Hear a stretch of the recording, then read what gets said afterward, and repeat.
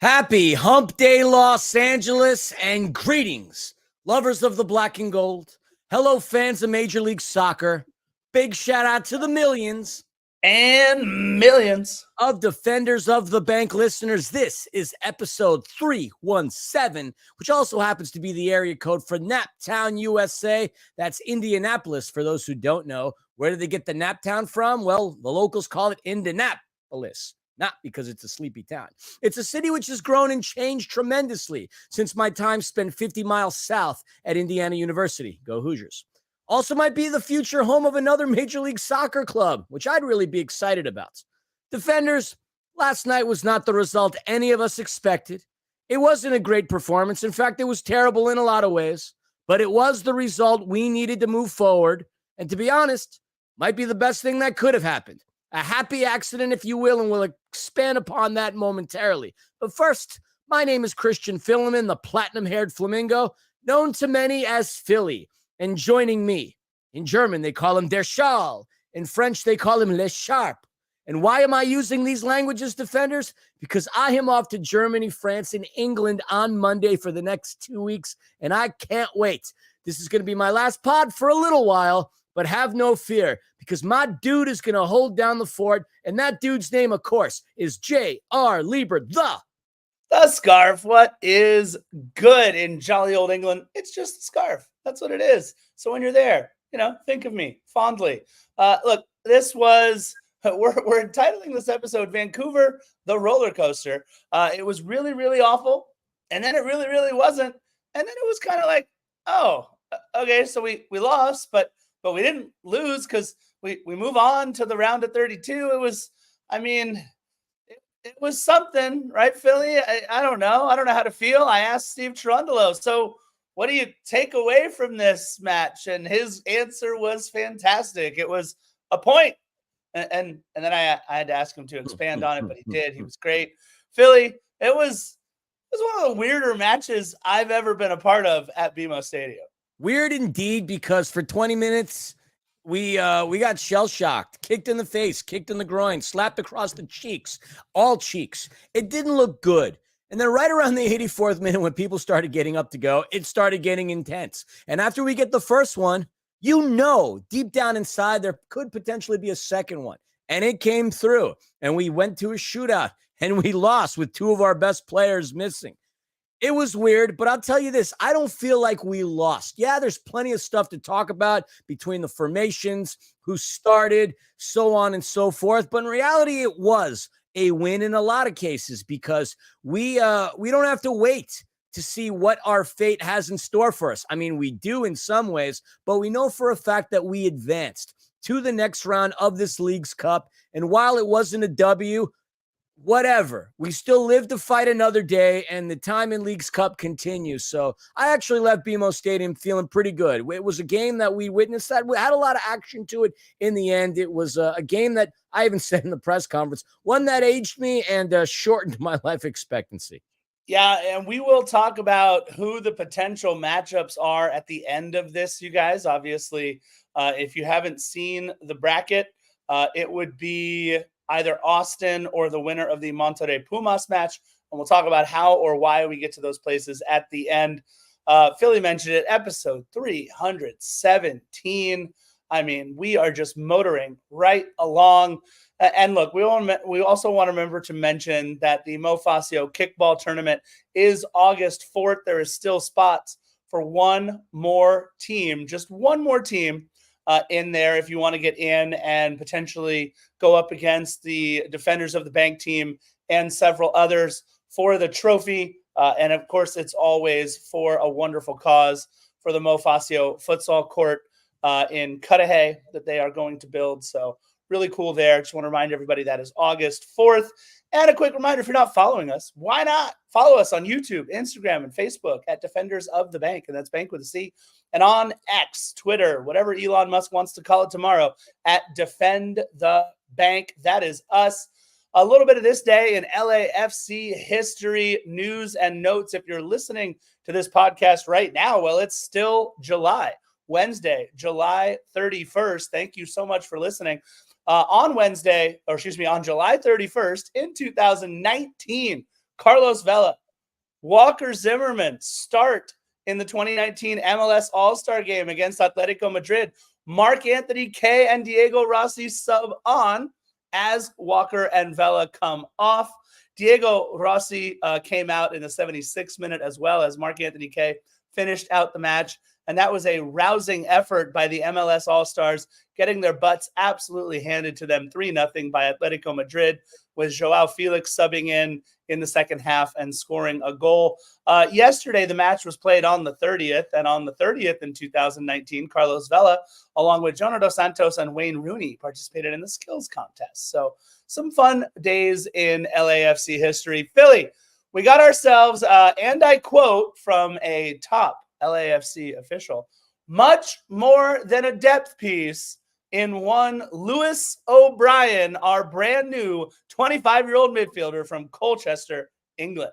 Yep, on loan from Nottingham Forest through 2024 with a club option to purchase. Yes, he will occupy an international roster spot. And once we get that pending receipt of his international transfer certificate and that P1 visa, something that's been a pesky thorn in the side of the Major Arena Soccer League, we will have him. And this is all for, we acquired his rights of refusal from DC United in exchange for $50,000 of general allocation money in 2025. There's those funny MLS monopoly terms. Now, here's a player that, look, I can't say we know a great deal about, but we do know the facts. Played in 23 games, had 18 starts on loan at Middlesbrough.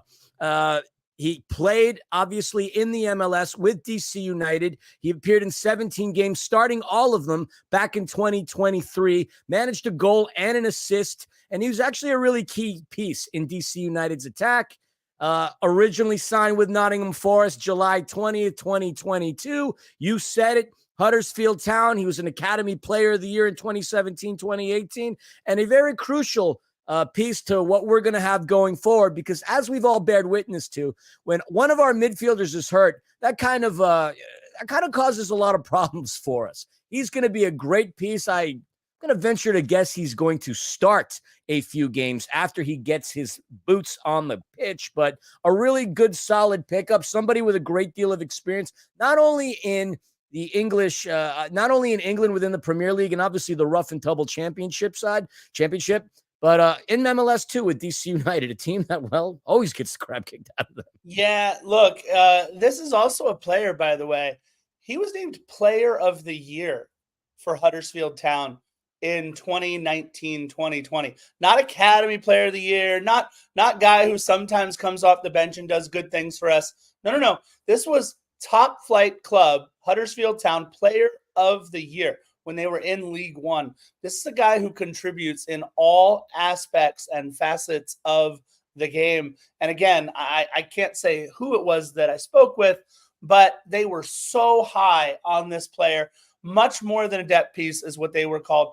Almost 160 matches in either the Premier League or English Championship, which is the second division in England, which is still top quality football. He is getting all the necessary visa paperwork still in order so that he can make his debut with us. So hold your horses if you're expecting to see Lewis O'Brien in our next match.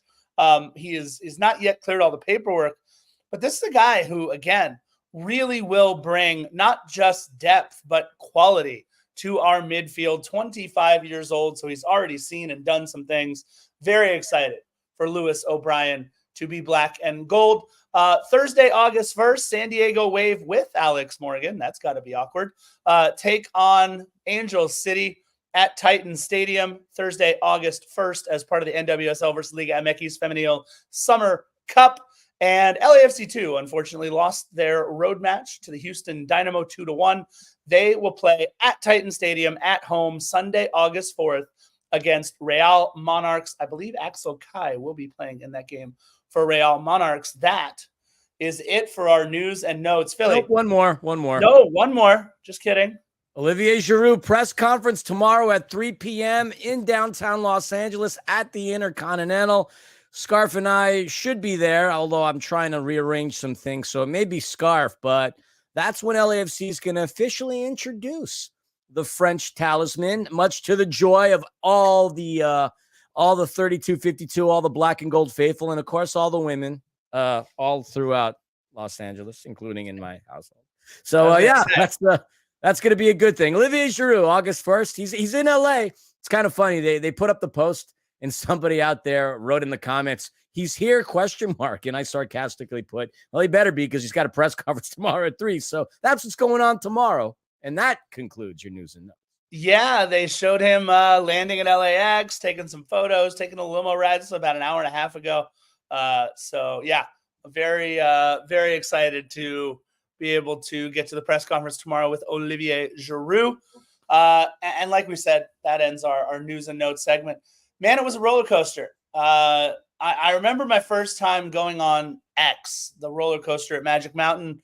It's now, I think, X2, or I forget what it is now called at this point. But the first time I went on X, I remember just not knowing which way was up.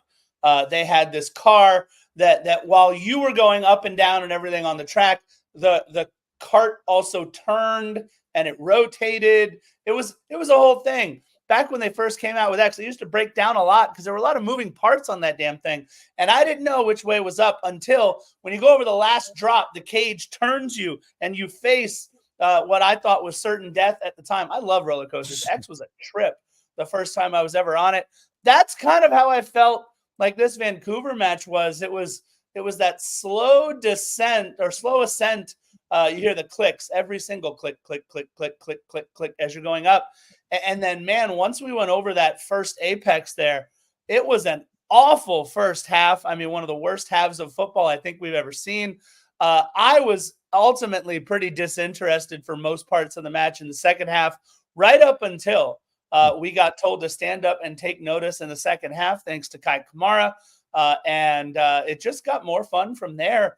If you only watched the first 75, 80 minutes, and there were plenty of people who at the 80th minute, Philly, where we sit in Founders and all over the stadium, after the 80th minute, a lot of people got up and said, hey, I'm going to try to go beat traffic. I'm going to try to get out of here. This has been a disaster. 2-0, no doubt, on their way to the parking lot or on their way to their cars. They heard some cheering and some absolute insanity going on inside of BMO Stadium. That was just one of the, again, I said this at the top, just one of the weirdest feeling matches I've ever been a part of at BMO. Yeah, it was certainly wild and intense. From personal experience, I never like leaving until a game is over. I learned, I think it was back in, I want to say 2007. We had season tickets for the Mets. And, we would go quite often. My dad and I, or my ex and I, or some friends and I.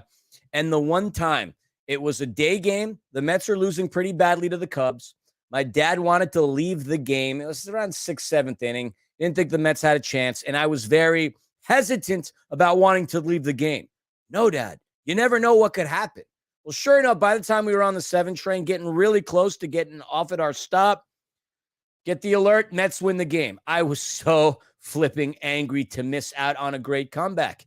And that was the only time that I would ever leave. I left my chair and not came back, not stayed for an entire game. So for those of you who broke out, sucks to be you. You missed a hell of a comeback, and also shame on you. Where's the fire? There was like 5,000 less people at that game yesterday than there normally are at any game.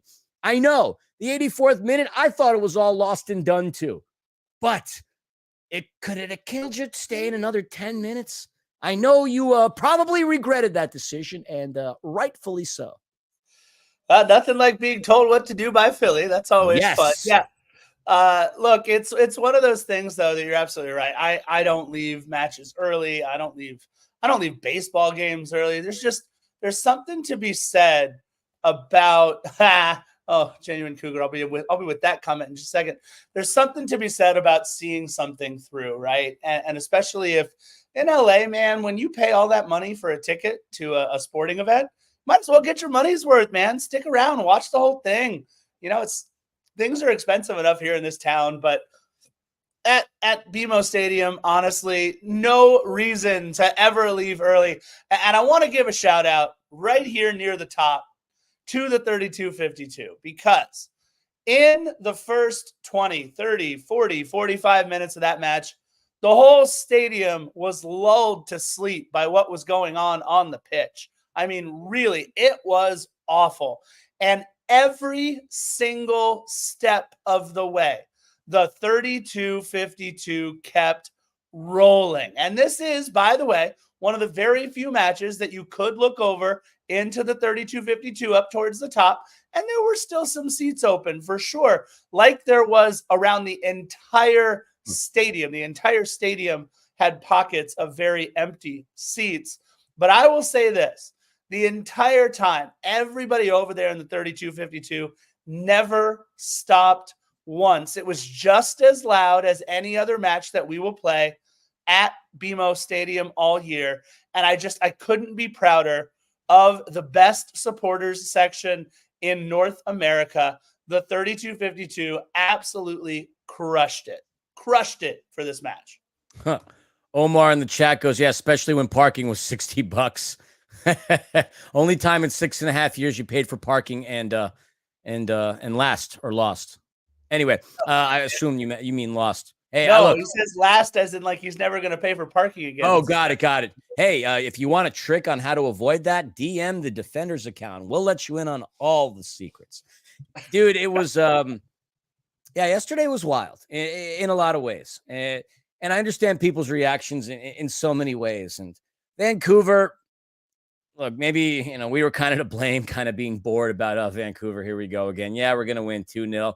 I just thought without Ryan Gold, they wouldn't have been the same team that we've seen. But look, their record speaks for itself. They have a better record on the road than they do at home. They've got 6 wins to their 5 wins at home. It's just a team that's gritty, a team that's not bad. They're in 5th place. They're still very well within the playoff race. They've got some really good players, and we saw a lot of really good things out of that side. So not surprised that they made it a game, just surprised that it went in the manner that it did. But you got to tip your hat off to them. They played a great game. They told us what they were going to do.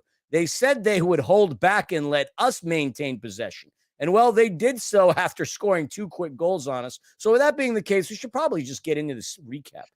Yeah, Vanni Sartini, the head man for Vancouver. And if you're not familiar with Vanni Sartini, he's your favorite coach's favorite coach. He is so much fun to watch on the sideline. He is very animated. The only disappointing thing I will say about Vanni Sartini coaching this match is he got a red card towards the end of the match, actually right as regulation time ended. He got himself a red card, which meant that he didn't go to the press conference. Mm-hmm. And I have to say, that was the most disappointing thing. All due respect to Michael D'Agostino, the poor guy from Vancouver that went to the press conference. But there's nothing like sitting at a press conference and hearing Vanni Sartini's answers. He is an incredibly animated person. Basic Blurry, you got a lot of great questions in the chat. I promise we will get to all of them, including when Olivier Giroud will likely make his debut and who the LAFC's next opponent will be. Take a deep breath. We got you, but I love it. Keep asking the questions in the chat, and we got you. Look, it was a very interesting lineup, of course, having to deal with Ryan Gauld being out. This was the first match of League's Cup for Vancouver as they play their 2 matches in the middle and last windows. Coming out in a 3-5-2 formation, it's backup goalkeeper Isaac Ballmer. Ballmer was pretty good in this match for sure, made a couple of key saves and looked like he deserved maybe a little bit more time between the pipes. 3 defenders back, Bilal Halboni, Renko Veselinovic, and Bjorn Utvik. That was their back line of 3. Their midfield of 5 consisted of Pedro Vite, Sebastian Berhalter, Alessandro Schopf, Ali Ahmed, and Fafa Pikal. And Ali Ahmed. But their 5th, look, I wrote this down because I couldn't stop thinking about it. For all of you Dodger fans out there, every time I saw Matías Laborda, he wore number 2. And I believe I'm correct on this because all of my years at Dodger Stadium, when Tommy would come out to argue a call, when Tommy would come out of the dugout to make a pitching change, whatever Tommy would do, when he would come barreling out, there was the name Lasorda on the back and number 2. And you had Laborda on the back and number 2. And every time I saw him, I just kind of chuckled and thought of Tommy Lasorda because they shared a number and most of a last name. And that's a very odd tangent that I just went off of, but I did. MLS mega veteran Fafa Pikal and Brian White rounding out the starting 11, the 5 that we would see in this match. Levante Johnson, Andreas Cubas, Ryan Raposo, Damir Krylak, and Ralph Prizo. Y'all are getting into all the different permutations of Leagues Cup in the chat. We'll get into all of it. We promise. That's the 18 for Vancouver. Philly, an interesting lineup to say the least, using a little bit of rotation there from Coach Steve Cherundolo. Yeah, real quick, I just want to address the fact that, some people thought Vancouver would have the advantage because they had a little more rest than LAFC did, with LAFC having played Xolos on Friday. Let's not forget that Wrexham beat the pants off of Vancouver at BC Place on Saturday by a score of 4-1. And many of the starters that featured in last night's game started against Wrexham. To lose to Wrexham, a team that, look, they're in the third division of a country. It's kind of embarrassing losing 4-1. I'm just going to put that out there right now, which obviously makes our performance even that much more embarrassing. But anyway, yes, you said it, a very interesting lineup. We would see a couple of players that we don't get to see very often in the starting lineup, particularly Abraham Romero, our backup keeper. He's been our number 2 all season, although Thomas the Wall Hassal was on the bench. Abraham Romero got the start. And look, the kid really worked tirelessly to get some minutes. I will talk about that later. We'd have Sergi Palencia, Jesus David Murillo, Aaron Long, and Ryan Hollingshead. Matty Bogusz, Ilie Sanchez, Eric Dueñas would get the start. And up top, Kike Oliveira, our center forward. Nathan Ordaz, questionable, but, we'll get into that. And then Denny Bawanga. The subs that would come into the game, and the vast majority of them would come in right after the half: Omar Campos, Edward Atuesta, Kai Kamara, David Martinez. No Timothy Tillman as a result of him still being out with that leg injury that he sustained a couple of weeks ago. And it's been shaky without him, with the exception of that game against Seattle. Very shaky without him. That's LAFC's lineup. Let's get into the recap. Yeah, Philly, get ready, because we're about to do something that I don't know where this went on our podcast. I don't know what happened to this, but it's time to bring something back, Philly. So if you don't mind, I know where you're going with this. Get ready, because I think this is something that qualifies, and it's something we haven't done in quite a while, and I don't know why. So we're bringing it back. Get ready, because in the 5th minute, I got to be honest, Philly, I didn't know Sebastian Berhalter had this in his bag. Didn't know he was able for it. But here's what I got to tell you. Without question, I turned around. Dario, who sits right behind me, and I said 2 words that we haven't said on this podcast in a long time, Philly, and I think it's time to bring it back. We haven't done this in a while, but this was absolutely our wait. What? moment of the podcast. I don't know where that went. Why we haven't done that in so long. I know StreamYard makes it a little difficult. I don't want to play it out all the time. Nah, but oh my goodness. Dude. We haven't done the wait what moment in a long time. Sebastian Berhalter. Murillo heading the ball out of the box, seemingly what he thought out of trouble, but no. Sebastian Berhalter took one touch and settled and absolutely fired a rocket almost 30 yards from goal. And somehow, I don't know if Abraham Romero didn't see it. I don't know if he just got caught kind of late. There was a late reaction of some sort. Look, it was a great shot by Sebastian Berhalter. Don't get me wrong. I'm not sure that Hugo is saving that. I'm not sure that if Abraham Romero saw it from the beginning, he's saving that. But he did seem a little flat-footed. It's a rocket upper corner to Romero's left. And Philly, I did not think that after 5 minutes we'd be down 1-0. All those years of smack-talking Sebastian's dad have finally come back to bite us all in the rear. Yeah, we did get caught ball watching, but look, I think Abraham Romero got caught ball watching too. Sebastian Berhalter, I doubt that on any scouting report it was ever mentioned that he's a threat from 30 yards out. One touch, He fires it, and you can see Romero reacted kind of late. I mean, I feel like I've watched this on replay in slow-mo on more occasions than I should have. But he got caught flat-footed, and dude, it was a beautiful goal. I mean, I dropped my jaw in mid-conversation, and then I just stopped. Shell-shocked, stunned, definitely a wait what moment. But Sebastian Berhalter's contributions offensively to this game would not end just there. Because if we fast forward to the 17th minute, he would have involvement in yet another one of Vancouver's goal. This time by way of an assist, he fires in a beautiful shot from the corner over on that south end where the Falcons once stood. And by the way, are there any more of the South End Falcons? I feel like I haven't seen or heard of them in ages. But he had a beautiful corner.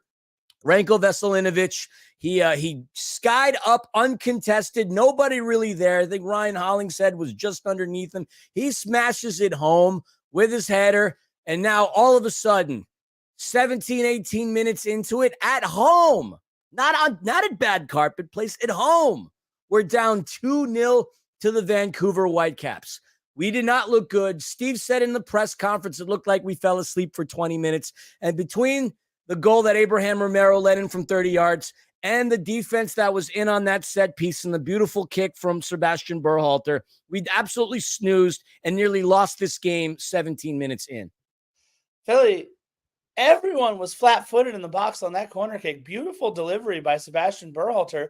Beautiful execution by Ranko Veselinovic. But they might as well have been practicing this on the training ground. There was nobody off their feet for LAFC. Everyone turned around, caught flat-footed. I mean, I was shocked at our level of engagement over the first 20 minutes of this match. We looked awful, absolutely awful. And I know, Ryan Hollingshead did not have a good match in this one. Or I should say a good half in this one. It did not look good in the first half at all. And look, no surprise, he gets the boot after the half, and Omar Campos comes in. But let's not, look, that goal was something's on Ryan there if that's your man, and you get caught flat-footed. But look at everybody else in the box. On that goal, everyone was flat-footed. Finally, Philly, we got some things going towards the end of the second half. And look, Nathan Ordaz did not have a great half either, but Nathan does make the takeaway in the 33rd minute. If you look, he makes the takeaway, slides it to Matty Bogusz, takes a touch to his right and fires just past the outstretched arms of Bomer.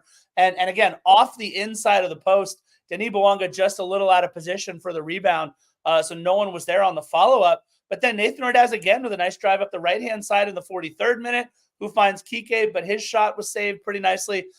At least those two moments from Nathan Ordaz showed a little bit of pressure, a little bit of optimism, but they're just, that might have been the worst half of football, Philly, that we've played in a while. We just didn't look good at all. We looked completely disinterested. Just bleh.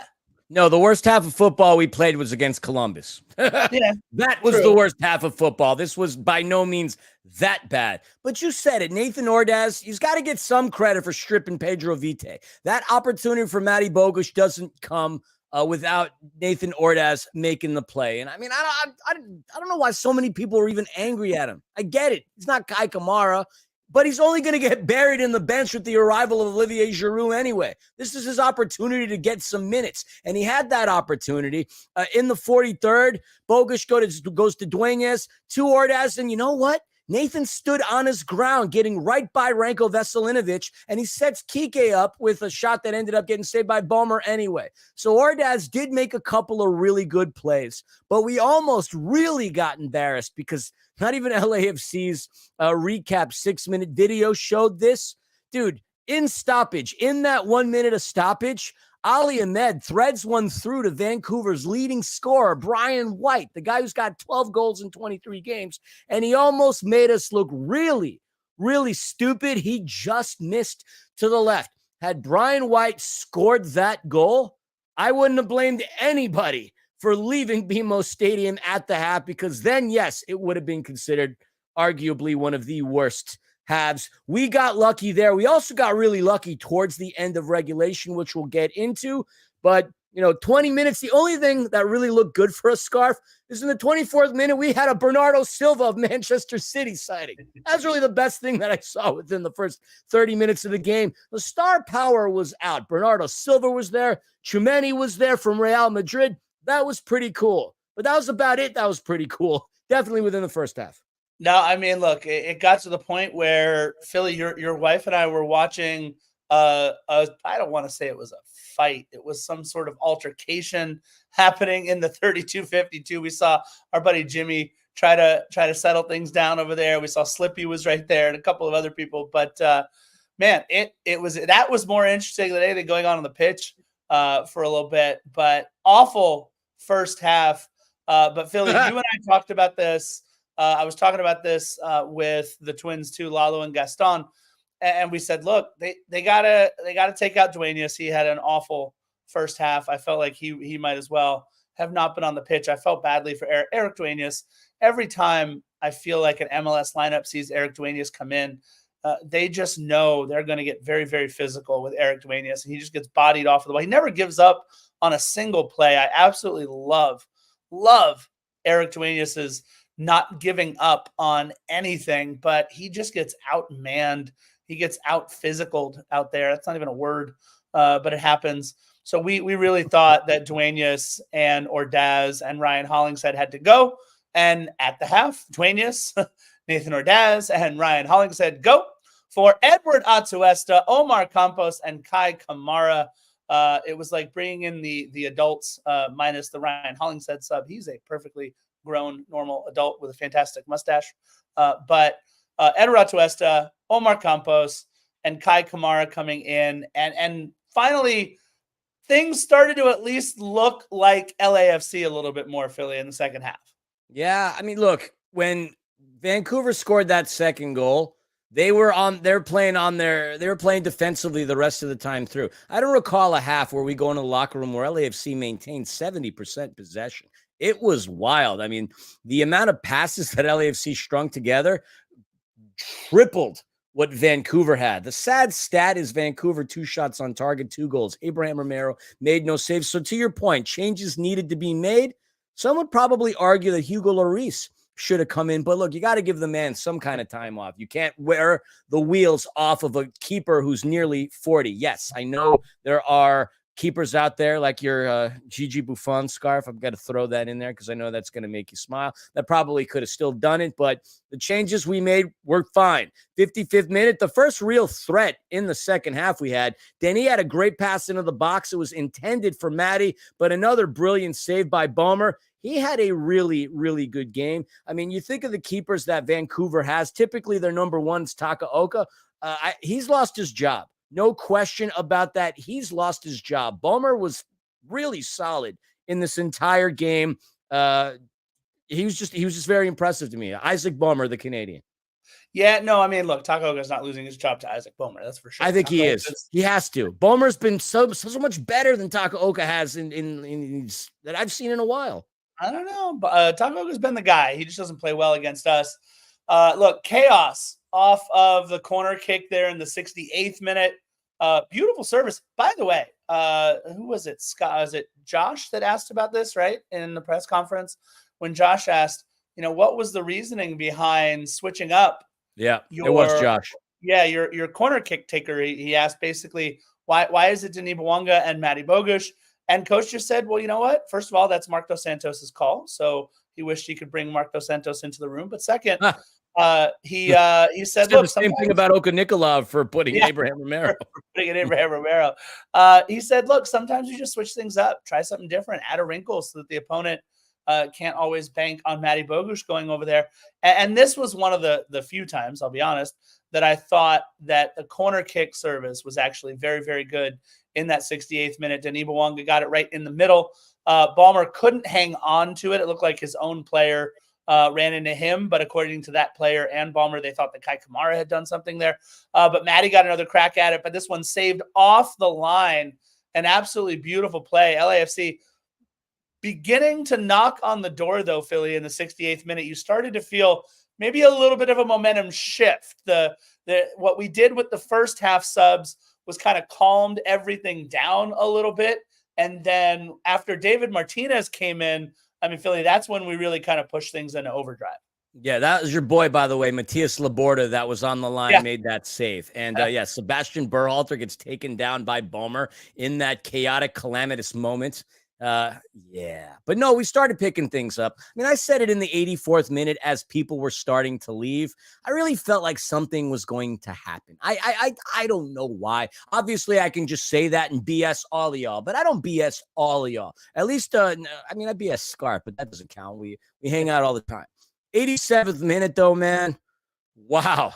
Kai Kamara. Now, there are a lot of people out there that think Denis Bouanga's selfish. And maybe at times when he's in the box, maybe he is. But keep in mind, he is our team's leader in assists, not only over regular season, but I believe across all competitions. I'll fact check myself if Scarf picks up. But he has a beautiful cross into the box, and Kai elevates above your dude, Matthias Laborda, heads it in past Bummer, and finally, there's some energy in the freaking building, and that's with a few thousand people less than what we had to begin with. I think the attendance reported was slightly above 18,000. At that point, it might as well have been 12,000. So we are back into this game, and well, for those of you that left, and obviously if you had work really early in the morning, I totally get that. But if you just wanted to beat the traffic, shame on you, and I hope you regret your decision.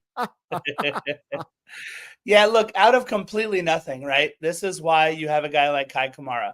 I mean, Denis Bouanga didn't attack down the left-hand side. He didn't attack. He just dribbled. This wasn't a typical Denis Bouanga attack. This was dribbling, like every soccer player does in their U6 AYSO club as they learn to just dribble.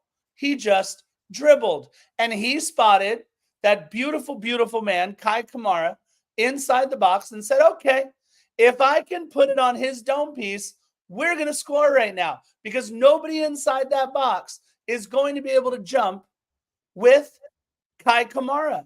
And so what does he do? He puts it on a dime, puts it on the dome of Kai Kamara, and boom goes the dynamite. 2-1, and all of a sudden, the whole stadium, you mentioned, was it 12,000 is what you said? We're still there? It's a guess. I don't know for a fact. Wasn't counting. The whole stadium just decided, all right, now we have something to watch for. Now we have something to play for. LAFC turned it up a notch. I felt like it was Emeril Lagasse back in the day, a little bam, turn it up a notch. I mean, it was incredible. And then just right after that, right, we get another a really good opportunity. Look, I felt like David Martinez in the 82nd minute should have slipped it over to Denis Bouanga so Bouanga could take a shot. But in the 89th minute, that long throw, Sergi Palencia, another weapon that I love that we've started using, is that long throw into the box. It gets recycled out to David Martinez, who on a one touch just fires a laser beam. And look, great save by Bomber. That was a beautiful save. It was kind of right at him, but still, he got all of this thing. David Martinez showing glimpses that he can be very, very, very special. But as we go into stoppage time, Philly, the whole stadium is different. The whole feel of the match is different. We got 5 minutes of stoppage time, and we damn near used every single one of them. Yeah, big shout out in the chat. Mikey, he says, I'm so glad I didn't leave. Should be glad you didn't leave. That was great. Genuine Cougar goes, last 10 minutes was worth all the pain, all the frustration. Completely agree. Chris Lafferty chimes in. Chanot would have been great for the set pieces. I too agree, because I thought he would score a goal. Dude, it was we almost got the air taken right out of us. Almost got kicked in the groin, punched in the face, and slapped all at the same time. Again, not on the highlight reel that LAFC put after the game, but in the 90th plus 5th, right around there, Aaron Long got beat chasing a ball down on a fast break as Vancouver's Levante Johnson was really close to silencing the crowd and almost driving a stake right through all of our hearts. But the soccer gods had other thoughts. He would miss, and then we would see an equalizer in the literal dying moments of that match. Atuesta from LAFC's defensive third of the pitch connects with a sprinting Sergei Palencia. You said it earlier. He's been a great weapon. His cross goes to the top of the box where David Martinez lied in wait. His shot didn't garner a lot of force. In fact, he mistimed it based on the looks of things. But it fortunately bounced in a way where it seemed like everybody in Vancouver stopped. And then just when you thought it was safe, not for them, Matty Bogusz gets that ever so slight touch on it. 2-2. We're going to a shootout.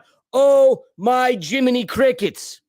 Yeah, look, you couldn't see it on the broadcast. You could barely see it if you were in the stadium.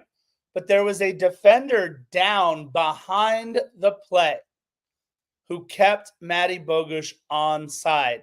And I was watching Vancouver. I was watching Vancouver's. Sure. I was watching Vancouver's coaching staff watch the replay. And in watching Vancouver's coaching staff watch the replay, player number 12, I'm blanking on his name again, Philly. Oh, my goodness. For Vancouver. I should player know this. 12. Yeah. Who kept Matty onside? No. The guy on the bench, number 12. I've completely forgot his name. Hang on, keep talking. I got you.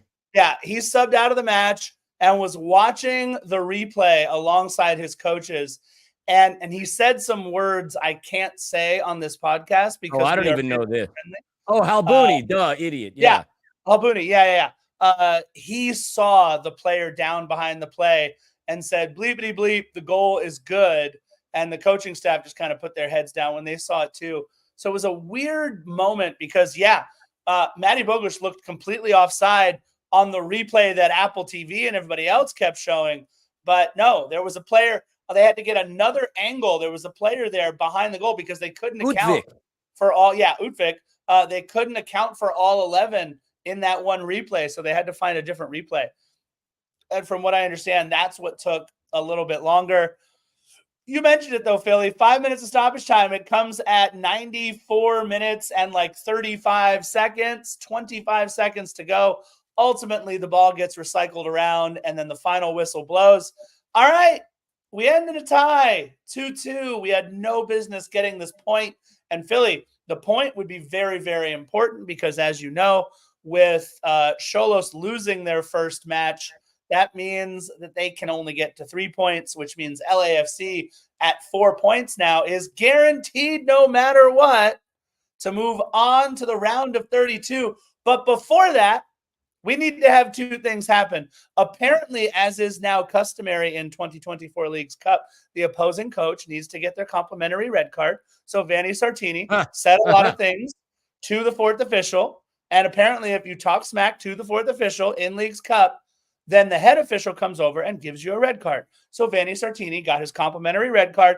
And I loved as he was walking out, Paul came over and he just patted Paul on the back and they kind of walked in together. I don't know, sharing stories about the good old days or something. But it was just so much fun to watch Vanni Sartini get walked off the pitch by Paul. And they kind of just went in almost arm in arm there. But then Philly, we got to see some free soccer in the form of penalty kicks. How American. I love it. Yeah, the next round between Vancouver and Xolos is going to be a tactical battle between assistants. That'll be fun to watch. And we all should keep an eye out on that anyway, because obviously that game is going to determine the outcome. And by the way, Scarf, during our conversation, I sent a text to a very reliable source high up there in the LAFC chain of command that cleared up some of the questions that we had as to why Shell Energy. I'll mention that in a moment. But shootouts have been successful for us. At least they were in MLS Cup. That's the one that I'd last remember. We would start with Edward Atuesta, and he would successfully smash one past Bomer, off to a good start. Your player to watch, an LAFC killer in the past, in that of Damir Kreilach, who came on late in the game, subbed on. He would score to tie it up. Then Kai Kamara casually walking up to the 12-yard spot.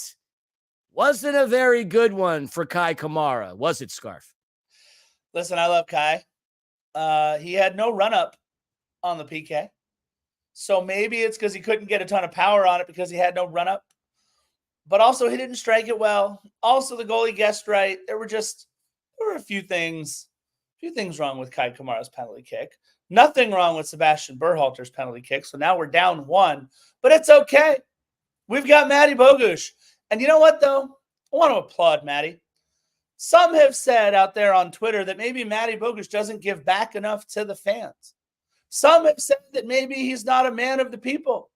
Some have said that he needs to go out of his way to be a little bit more generous. Well, Matty Bogusz took the time during PKs to gift a souvenir to somebody in the 37th row of the 32-52 as he took his penalty kick.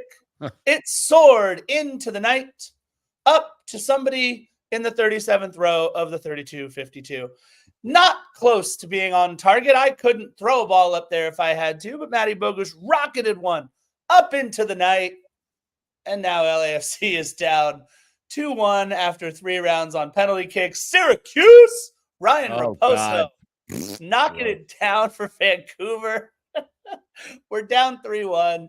It really doesn't matter after that, right? Tommy Lasorda puts it away for Vancouver. He did not scarf. He's dead. we lost 4-2 on penalties. I didn't know what to feel, man. It was weird. But Philly, you and I are going to be getting to our TV sets on Saturday at 7 p.m. Yep, Xolos and Vancouver. That'll be a fun one. Saturday, August the 3rd. We'll see who ends up topping West 7, which is the group that we're in. And like Scarf said, at the time, after the penalty kicks, it didn't really dawn on me because I felt the game as a loss, as I'm sure many of you did.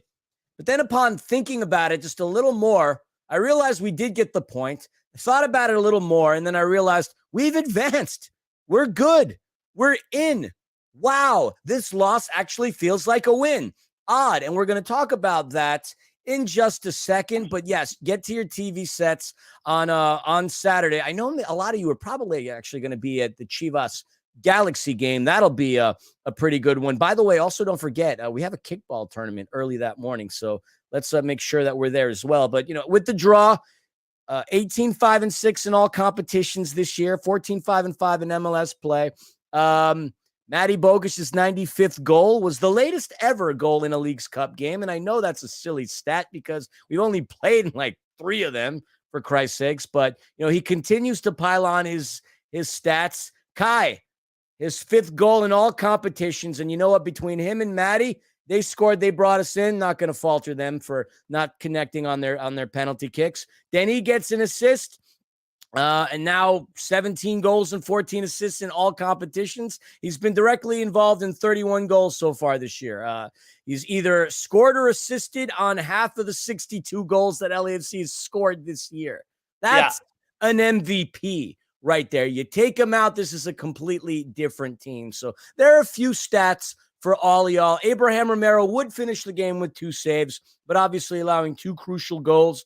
But he will be back, and he will be better. I don't know when he'll be back. I'm just saying that, go easy on him. How many times has he gotten a chance to play? I know y'all were expecting J-Mac heroics, but even that doesn't happen very often. So these are young kids that are bleeding, sweating every single day at the Performance Center on the campus of Cal State LA, getting the ready to go. And while we might not see many of them get many minutes, keep in mind that they're still training with one of the best damn teams in MLS, and they're helping prepare these guys. So I get it. Y'all might have been frustrated with Dueñas, or you should be least frustrated out of all of them. Abraham Romero as well. But keep in mind, they're black and gold just like all of us. We may be league black and gold, but they're there day in and day out. So just throwing that out there.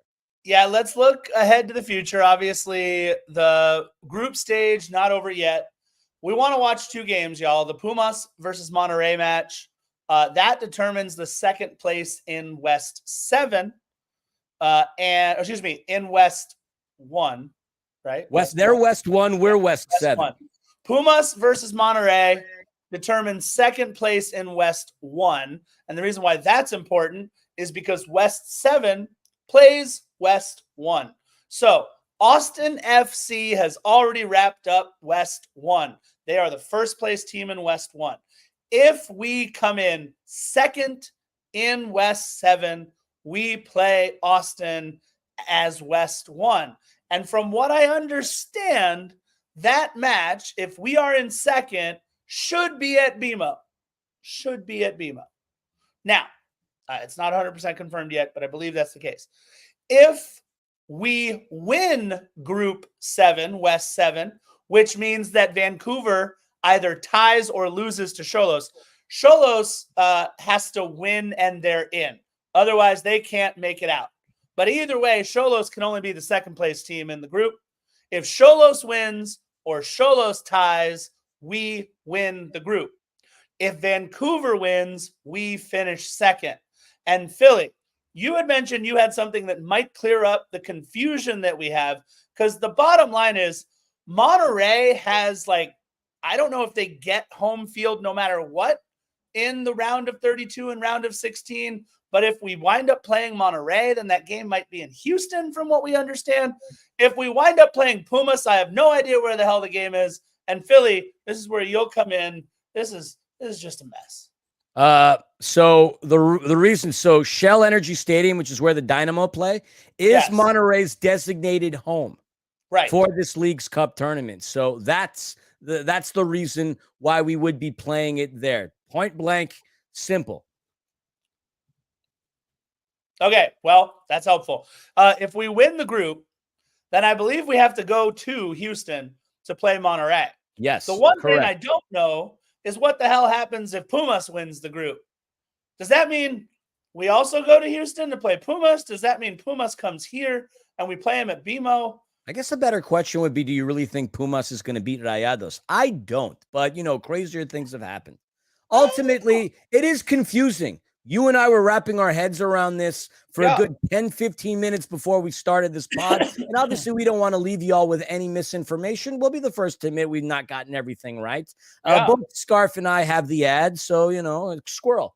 There's an example of it right there. So we'll know for a fact after Saturday, that's August the 3rd, which is Saturday. Yeah, right? Yeah, because tomorrow's the 1st. Oh, my God. My dry July is almost over. We'll know what the story is after August the 3rd. Yeah, and look, we have text messages out to people that will hopefully give us more information on this.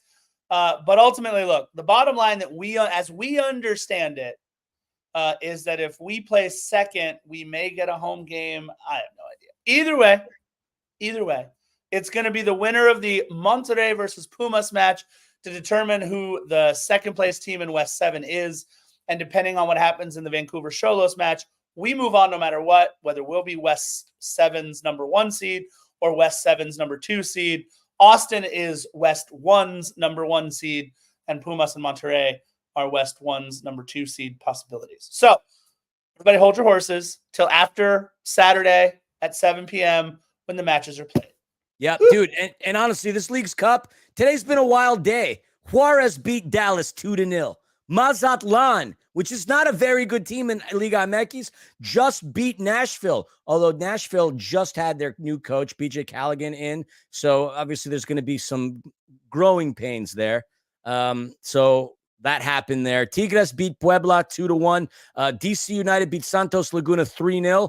And I kind of want to leave this right now because San Jose and Carson are tied 1-1 in the 86th minute. So we should probably get a load of that. But defenders, just want to say a couple of things really quickly. I'm wearing a Hanover 96 kit. I'm surprised you didn't ask me that. Why, Scarf? It's to annoy some of you Chirundalo out people that I've seen on the social medias. And I'm going to leave it at that. I don't want to get on a high horse here because I want to watch a game. The fact that we're going through still our biggest amazing stretch in club history and people are still Chirundalo out for yesterday's tactics. Shut up. It's such a dumb thing. One bad game and you want the coach out. Where were you booing him when we beat Seattle? Where were you then? You were cheering. I feel like Philly has a filter set up on his social media that only brings him the 2 people that are still saying Chirundalo out on Twitter, just so he can use it as motivation for I don't know what. But Philly says, all you Chirundalo out people, I think there's 2 left, and Philly must subscribe to just their tweets. Well, I mean, I am on the social medias, obviously putting up posts time and time again. I'll see some stuff. But anyway, Scarf, that's not really what I wanted to say. I just wanted to throw it out there that I'm here to annoy you Chirundalo out people wearing a Hanover 96 kit. I do want to say, though, See y'all in a couple of weeks. I'm off to Europe for the next couple of weeks. I don't know who Scarf's going to bring on in my replacement. I know for a fact it's not going to be Hello Kitty, but I'll be back on the 19th and with plenty of things to talk about, plenty of scarves for Scarf, because I'm going to buy him some gifts, of course. Lafferty's a Fulham fan. I'm going to go to Craven Cottage my first day in London. I'll be back in Frankfurt, the city that I went to high school in. I can't wait for that. And yeah, I'll miss you all. So Scarf's going to hold down the fort, and yeah, you'll be missing the platinum-haired flamingo, at least for a little while. And I mean, hey, with that, let's give Philly the last word, guys. That's it. Episode 317. Look, we'll talk about all the permutations soon. You'll hopefully see Philly and I at a press conference tomorrow. Other than that, you know how we like to end every single one of these podcasts. Bye-bye. Tschüss. That means enjoy.